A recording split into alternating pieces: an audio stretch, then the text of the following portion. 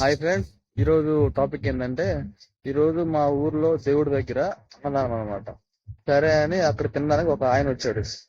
అన్నం తీసుకొని ఇంటికి పోతాడు అనమాట. ఇంటికి పోతా ఉంటే అన్న ఎదురయ్యాడు అనమాట. వాళ్ళ అన్న ఎదురయ్యేసి ఆయనతో అంటున్నాడు, ఇంట్లో అన్నం లేదా, ఆడెందుకు నువ్వు తీసుకోవడం, ఇంట్లో చేసుకోలేదా, ఆడికెందుకు పోయినావు నువ్వు అని అన్నాడు. నాకు ఆ మాట వింటేనే గుద్దలో సర్వనేసింది నాకైతే. దేవుడి దగ్గర అన్నదానం చేశారు, తినాలో లేదు ఆయన ఇష్టం అది.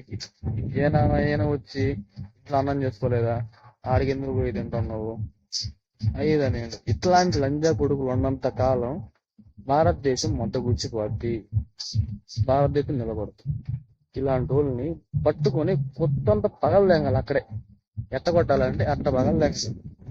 ఇలాంటి లంజా కొడుకుని బాగా తెంగినా గానీ తప్పే లేదు అసలు.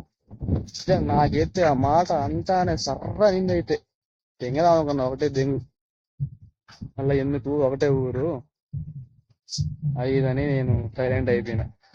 లేదంటేనా అర్థం కాదు. అందుకనే మీ దగ్గర కూడా ఎవరైనా కొంచెం ఇలానే ఎవరైనా మాట్లాడితే వాళ్ళకి మందలు చెప్పండి, అంతేగాని సైలెంట్ గా ఉంటే మాత్రం వాళ్ళు ఇంకా రెచ్చిపోతారు అనమాట. అందుకని ఇది గుర్తు పెట్టుకొని చేయండి. అదనమాట. బాయ్.